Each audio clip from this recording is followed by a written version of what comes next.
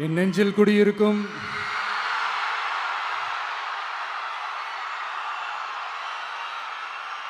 கரூர் சொந்தங்கள், உங்கள் அனைவருக்கும் என்னுடைய வணக்கம்.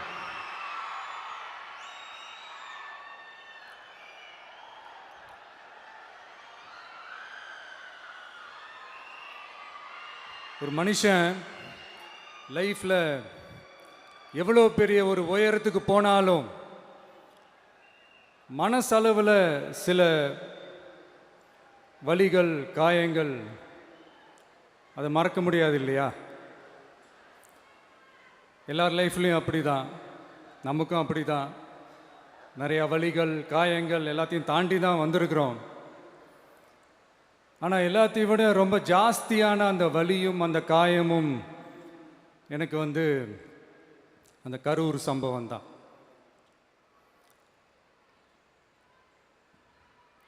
மக்களை சந்திக்கணும், மக்கள் பிரச்சனைகளை எடுத்து பேசணும். அதுக்காக தான் அந்த மக்கள் சந்திப்பு பயணத்தை தொடங்கி திருச்சி, அரியலூர், நாகப்பட்டினம், திருவாரூர், நாமக்கல், கரூர் அப்படின்னு சொல்லிட்டு போயிட்டுருந்தோம்.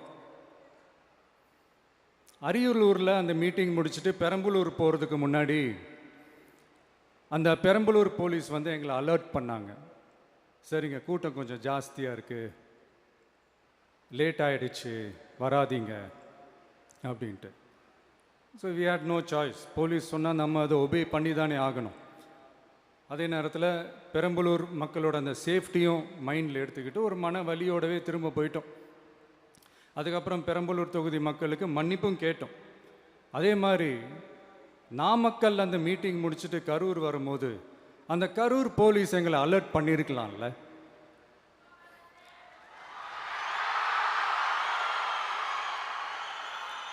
இல்லை சார், இங்கே எதிர்பார்த்ததை விட கொஞ்சம் கூட்டம் அதிகமாக இருக்குது, கண்ட்ரோல் பண்ண முடியல, வராதிங்க.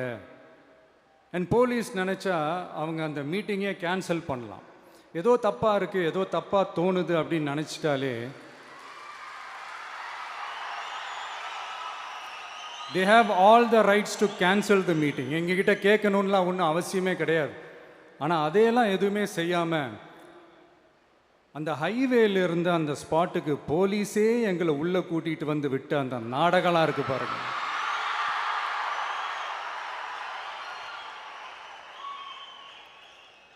நம்பிட்டேங்க, முழுசாக நம்பிட்டேன்.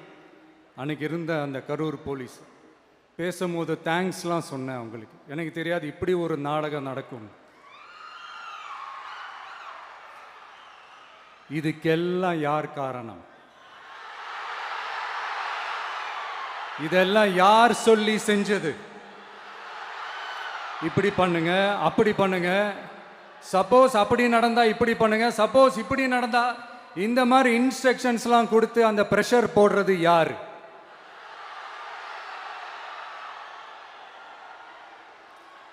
அந்த சம்பவத்தில் நம்ம யாரெல்லாம் இழந்திருக்கோம் தெரியுமா?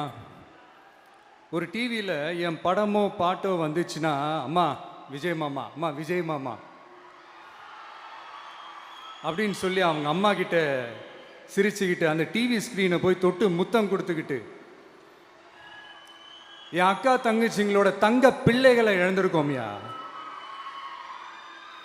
மழலை கூட சரியா வராதப்போ ஒரு பேப்பர் மேகசினில் என் ஃபோட்டோவை பார்த்தா அது சிரிச்சுக்கிட்டு அந்த கள்ளங்கபடம் இல்லாத அந்த சிரிப்பு, அந்த கடவுள் மாதிரி இருக்கிற அந்த பச்சை பிள்ளைங்களை இழந்திருக்கோம்யா.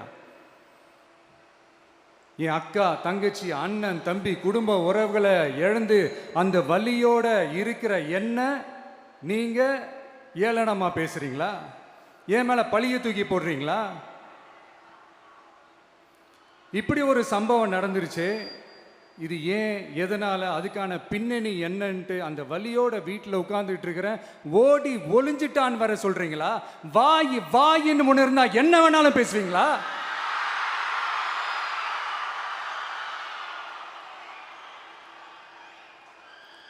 மக்களே, நான் உங்களையே கேட்குறேன். அன்றைக்கி அத்தனை க்ரௌடு இருந்துச்சு, அந்த க்ரௌடுக்கு தகுந்த மாதிரி போலீஸ் பாதுகாப்பு கொடுத்தாங்களா? இந்த இடத்தை எடுத்துக்க சொல்லி நாங்கள் தான் சொன்னோம்னு ஒரு போலீஸ் ஆஃபீஸர் பேட்டி கொடுக்குறாரு. அதுக்கு என்ன அர்த்தம்? இவ்வளோ வலி, இவ்வளோ காயங்கள் கொடுத்துட்டு பழியை தூக்கி நம்ம மேல போட்டுட்டு அதுல ஒரு அரசியல் ஆதாயம் தேடுறீங்களேயா?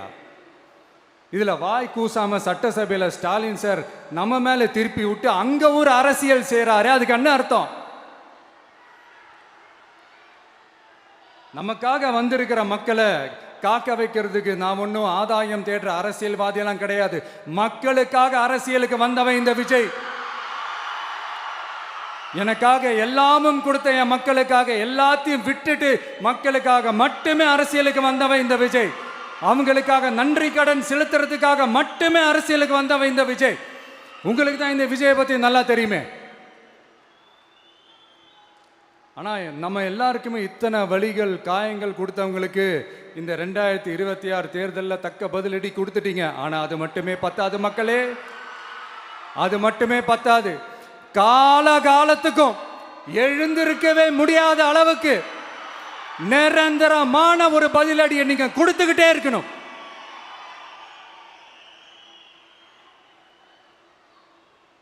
இப்படிலாம் பண்ணா நான் மக்களை விட்டு ஓடிடுவேன் நினைப்பா? யார் என்ன ஓடினாலும் நான் மக்களை விட்டு எல்லாம் ஓட மாட்டேன். அன்னைக்கும் சொன்னேன், இன்னைக்கும் சொல்றேன், நாளைக்கும் சொல்றேன், தில்லா சொல்லுவேன், கெத்தா சொல்லுவேன். பணமா ஜனமா அப்படின்னு கேட்டா என் ஜனம் தான்டா எனக்கு முக்கியம்.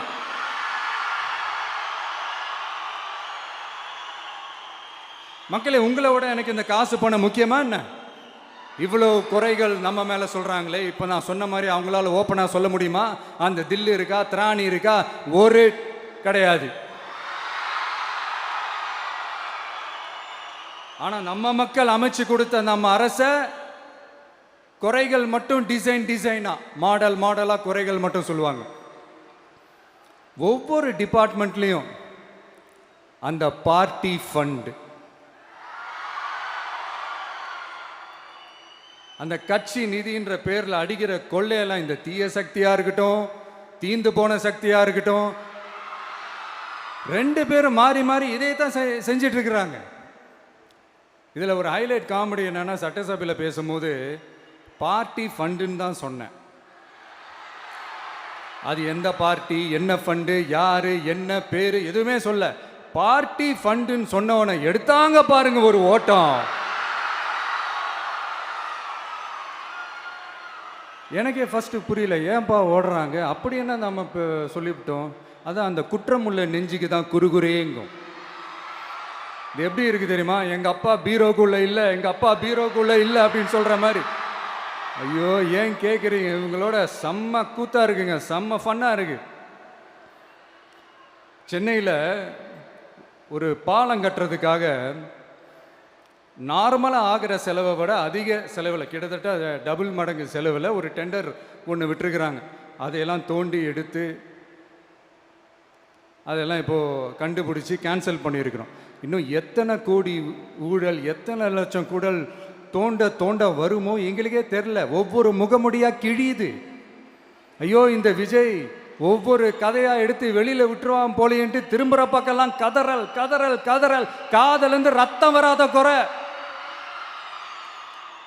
ஆமாம், இப்படி ஊழல் ஊறி போனவங்க இப்படி தான் இருப்பாங்க.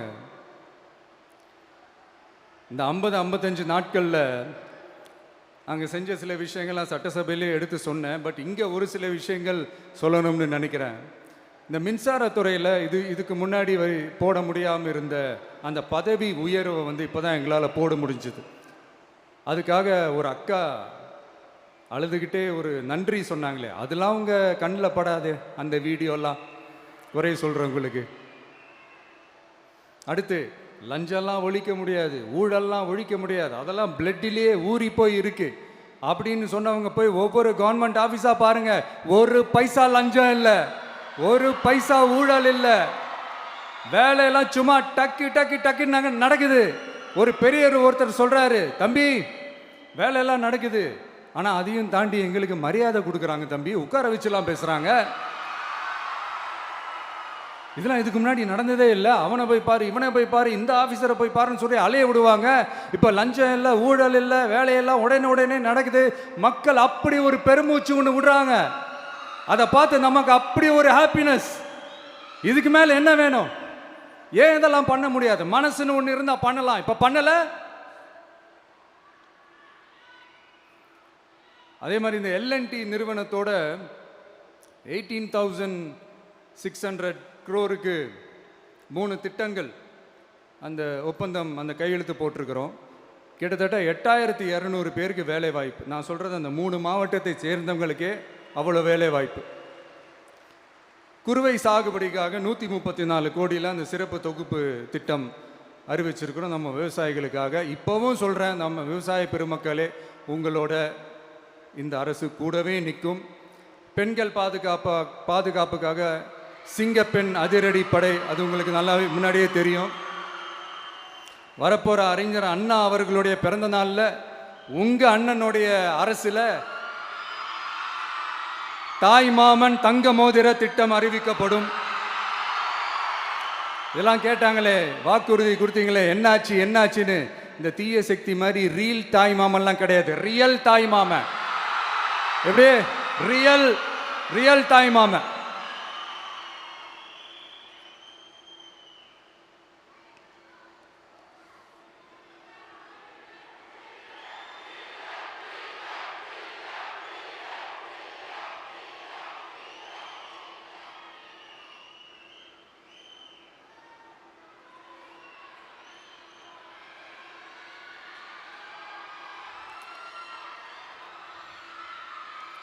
இந்த தீய சக்தியை பற்றி, அவங்க நிர்வாகத்தை பற்றி ஒரு வெள்ளை அறிக்கை ஒன்று வெளியிட்டோம்ல, அது ஷார்ட் அண்ட் ஸ்வீட்டாக சொல்லணுன்னா, ஒரு ஓட்ட பாத்திரத்துக்குள்ளே தண்ணி ஊற்றிக்கிட்டே இருந்திருக்கிறாங்க.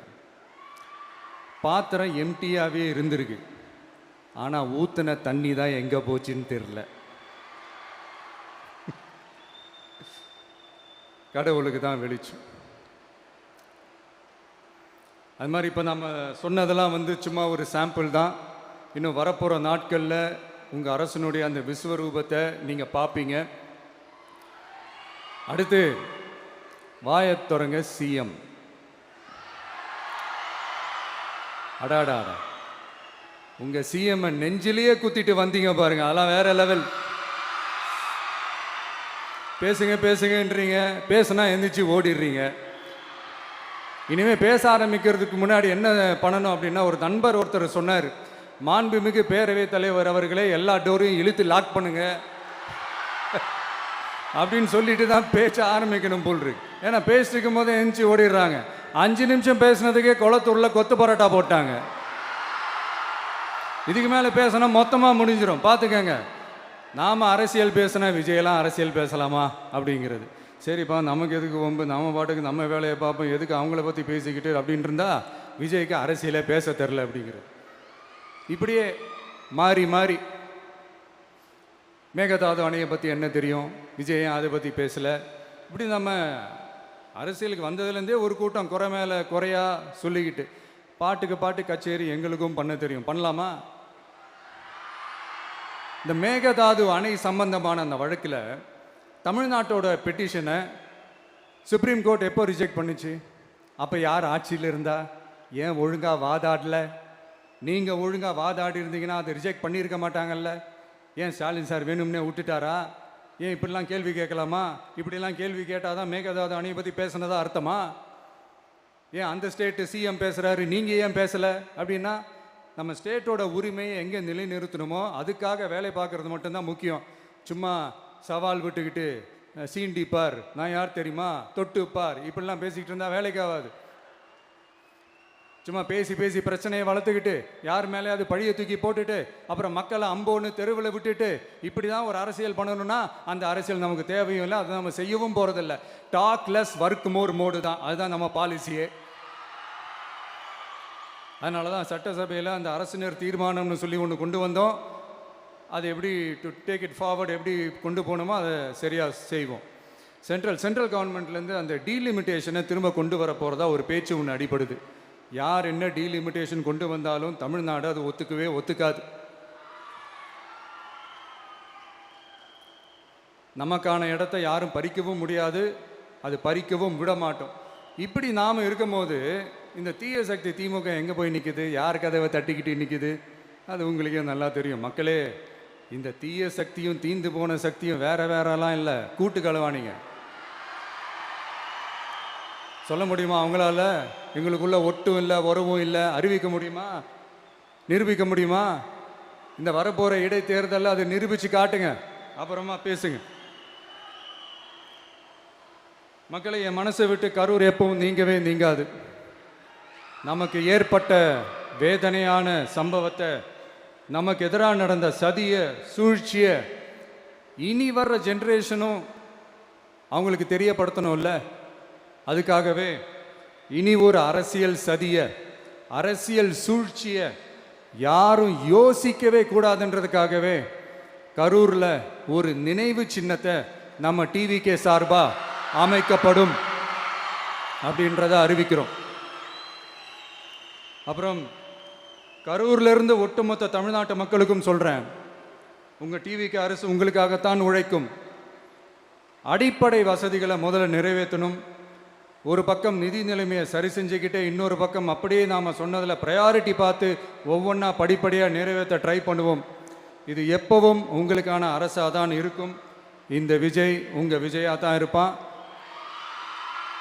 நீங்கள் உரிமையோட உங்கள் கவர்மெண்ட்டை நீங்கள் அணுகலாம். இந்த தீய சக்தி ஆட்சி முடிஞ்சு பொட்டிக்குள்ளே போனதுலேருந்து என்னென்னமோ பண்ணுறாங்க, இது ஏதோ பேசுகிறாங்க, சோஃபாங்கிறாங்க, வாஷிங் மிஷினுங்கிறாங்க. இந்த அரசியல் வியாபாரம் பண்ணுறதுக்கான அந்த வெண்டிங் மெஷினே அவங்க தான். யார்? இந்த திமுக. இதில் நம்மளை பார்த்து வாஷிங் மிஷினுங்கிறாங்க. எலெக்ஷனில் ஓட்டுக்கு காசு கொடுக்குற அந்த கலாச்சாரத்தையே, அந்த கல்ச்சரை அடித்து நொறுக்கி இருக்கிறோம். எலெக்ஷன்லேயே அப்படி வேலை பார்த்த நமக்கு எதுக்கு இந்த குதிரை, கழுதை, ஒட்டக பேரெல்லாம்? மக்களின் பக்கம் அப்படி இருக்கும்போது நமக்கு எதுக்கு இந்த பேரெல்லாம்? இந்த திருட்டு திமுக ஆட்சியை வச்சுக்கிட்டு ஊரடிச்சு ஒலையில போட்டு இந்த கொள்ளையை அடிச்சதுனால தான் உங்க கரூர் கம்பெனி ஓனர் ஒருத்தர் எங்க எங்க இருக்காருன்னே தெரியாம ஓடு ஓடு ஓடு ஓடு ஓடு ஓடு ஓடு ஓடு வராம் பாரு வேட்டக்காரன்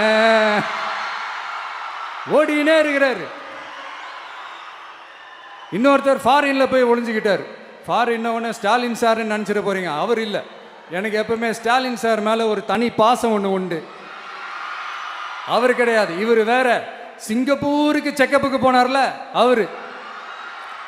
இன்னும் தோண்ட தோண்ட எத்தனை பேர் மாட்ட போறாங்களோ தெரில. உங்ககிட்ட யாராவது லஞ்சம் ஏதாவது கேட்டாங்கன்னா கொடுக்க முடியாது சொல்லுங்க, நான் இருக்கேன் உங்களோட. அப்படியே யாராவது ஃபோர்ஸ் பண்ணாங்கன்னா இது எங்க மகன், எங்க புள்ள, எங்க அண்ணன், எங்க தம்பி, எங்க விஜய், எங்க விஜயோட ஆட்சின்னு ஸ்ட்ராங்கா சொல்லுங்க. மக்களை, நீங்க கூட இருக்கும் போது லஞ்ச ஊழல் மட்டும் இல்லை, அதிகாரத்தை வச்சு ஆட்டம் போடுற யாரா இருந்தாலும் அடங்கிடுவாங்க. இந்த கடமை, கண்ணியம், கட்டுப்பாடுன்ட்டு ஒரு காலத்தில் கொள்கையோடு இருந்த கட்சியெல்லாம் இன்னைக்கு எப்படி இருக்கான்னு உங்களுக்கே தெரியும். அதாவது இந்த டிவிகே கட்சியோட தலைவரை எதிர்க்கிறதுல ஒரு நியாயம் இருக்கு.